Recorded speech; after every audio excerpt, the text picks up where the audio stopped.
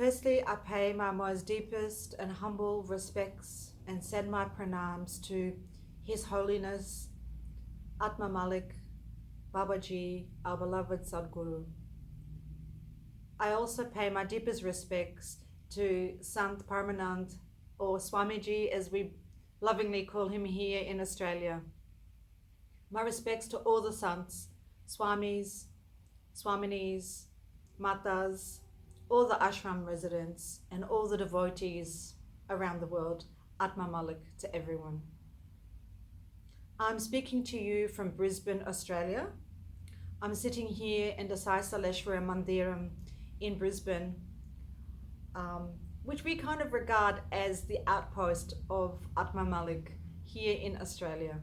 It's the place where Paramanand Swami stayed when he visited us here in Australia at the end of 2019, just before this great calamity came into the world in early 2020. My name is Marina Chand. I'm very fortunate to call this beautiful temple my home. It's where I stay, it's where I live.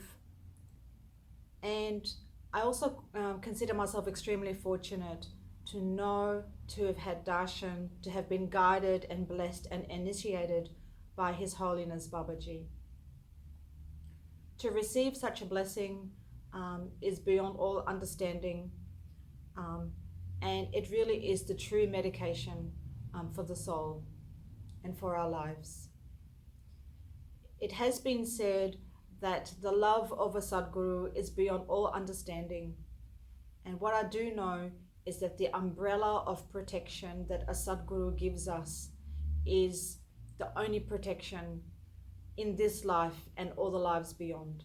What is Qigong?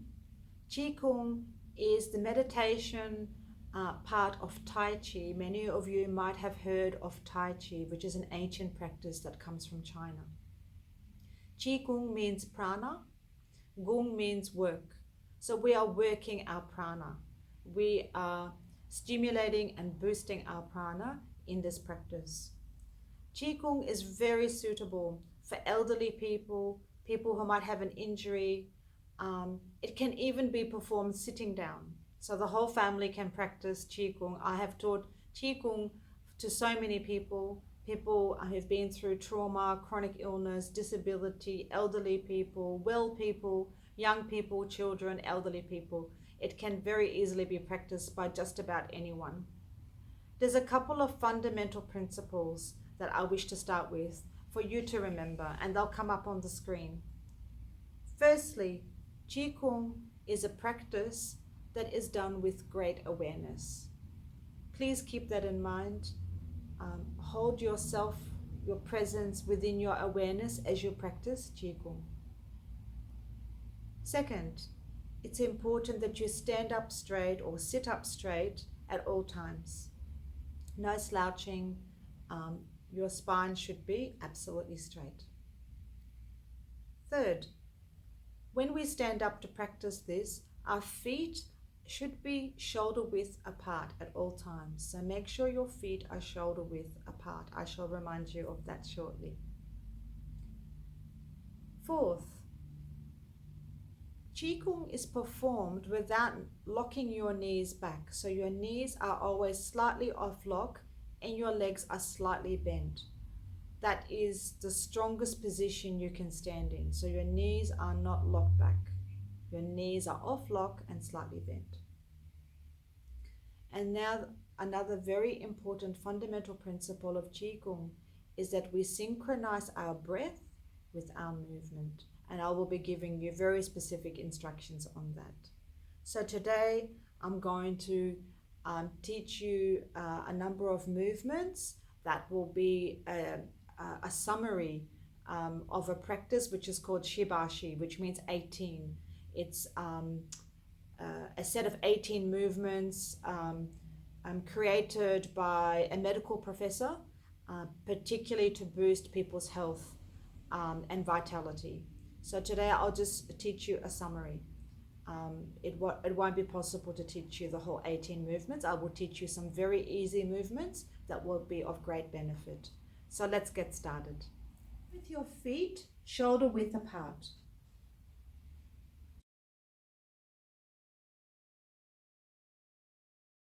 Your knees should not be locked back. You should be slightly bent through your knees. When you look down, you should not be able to see your toes. Your knees should be blocking the view. That's it. Arms by your side. Let's take a few deep breaths before we do the first movement, which is called commencing form. Breathing in, breathing out. Breathing in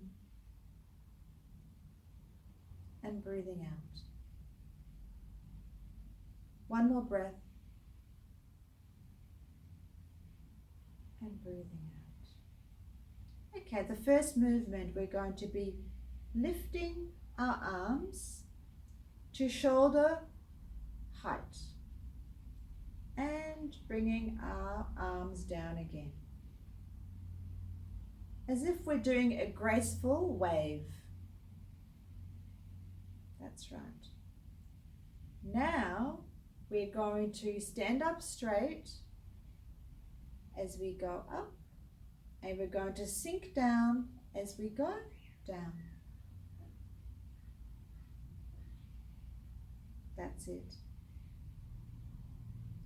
Next, we're going to synchronize our breath. So breathing in, breathing out, breathing in, breathing out, breathing in, breathing out. When you practice this movement at home, we generally do 6 in a set. So this commencing form we'll do 6 times when we practice at home. Okay, relax. So the next movement is called expanding chest. And as the name suggests, we're going to be really expanding our chest volume, and this will help us to be able to take deeper breaths. It's very similar to commencing form. So our feet are shoulder width apart, we haven't moved, our knees are not locked back, and our hands are by our side. So we're going to be lifting our arms, opening our arms, and coming back to the middle and down. This time we're going to be standing straight and sinking in coordination with the arms. So standing up straight and sinking back down. Standing up straight and sinking back down. Now coordinating your breath. Breathing in,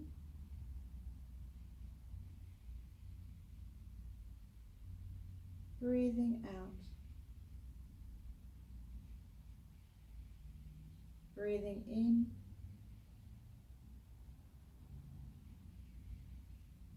breathing out, breathing in, breathing out, breathing in.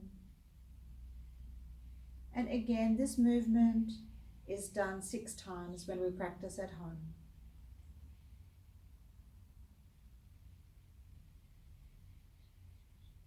Last one, and relax. The next movement is called parting clouds. In this movement, again, we haven't moved from our position. Our feet are shoulder width apart. Our right hand is on the outside. Our left hand is on the inside. Our hands are crossed at the wrist. We are sinking down in our usual position.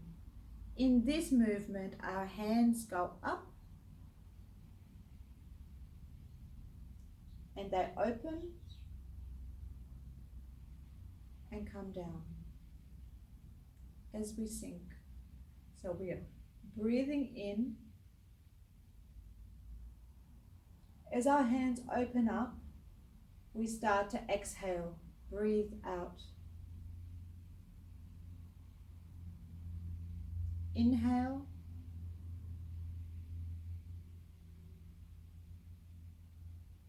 Exhale. Inhale. Exhale.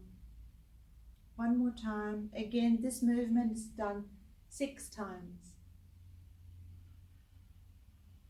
And exhale. And relax. The next movement is called row the boat. So our feet are still shoulder width apart. Our knees are still bent. Our arms are by our side. In this movement, we are rotating our arms up as if we're drawing giant circles with our hands, as if we're rowing a boat. And we come down, we're sinking through our legs, through our knees. As we go up, we're breathing in. As we go down, we exhale, breathe out. So breathing in.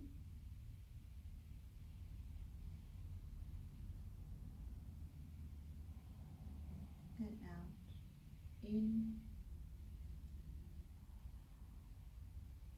And out. Breathing in.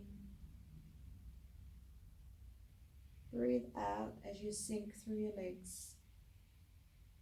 Breathing in and breathing out.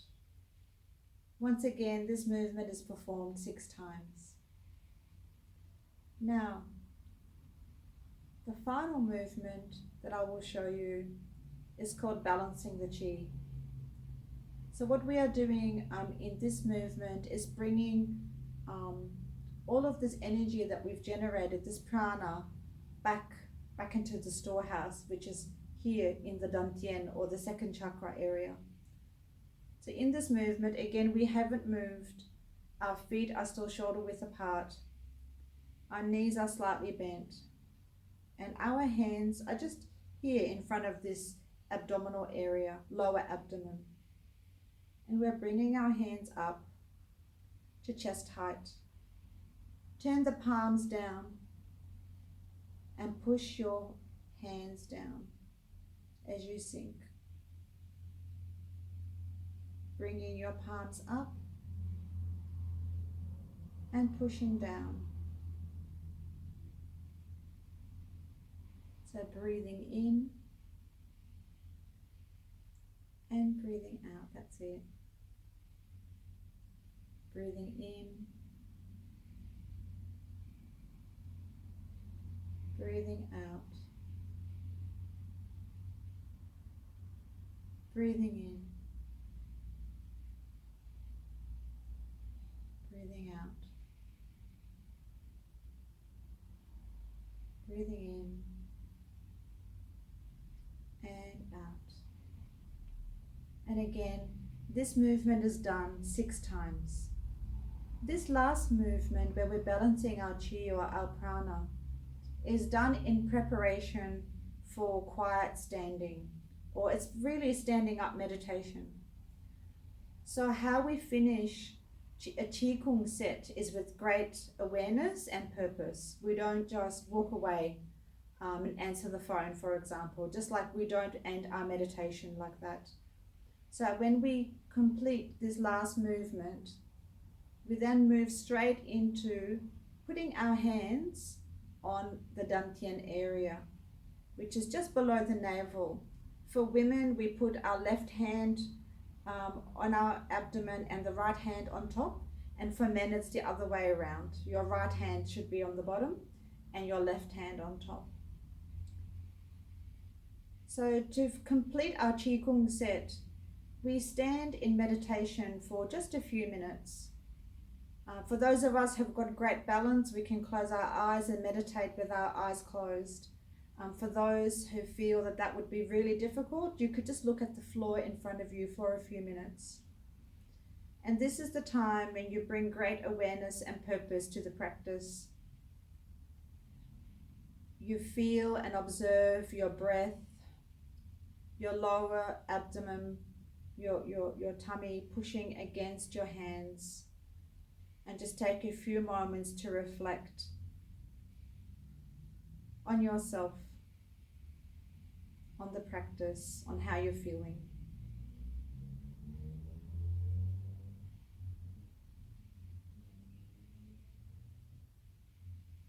At home, we might do this for a few minutes. The longer you can stand like this, the better. When you complete the practice and the quiet standing, the way that we end is we just open our palms, bring our feet together, and just bring our hands down and just acknowledge ourselves, our guru, our source, while we do this practice. So Qigong is known as a moving meditation.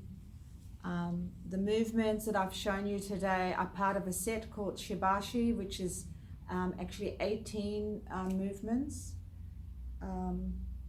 If you would like to learn those 18 movements, I would be more than happy to teach it to you online, like I did here in Australia last year when we were in lockdown. Perhaps I might put my contact details on the screen. It just came to me to say it now, so perhaps I might just put my contact details on the screen. If you wish to enroll, no charge. I'm happy to teach the full Shibashi set to you so that you can really boost your immunity, boost that lung capacity, and do some exercise while you are in lockdown or not able to go to the places where you normally go for your physical activity. Thank you so much for watching. I appreciate your time. I hope it has been useful. I enjoyed to talk with you all today, and I thank Babaji and our beloved sons who are putting all of this together for us all, for doing this for us, this great seva. And I also thank them for the great opportunity to be part of it and to bring Australia into this as well. I hope it has been useful. All the best to you all. Atma Malik.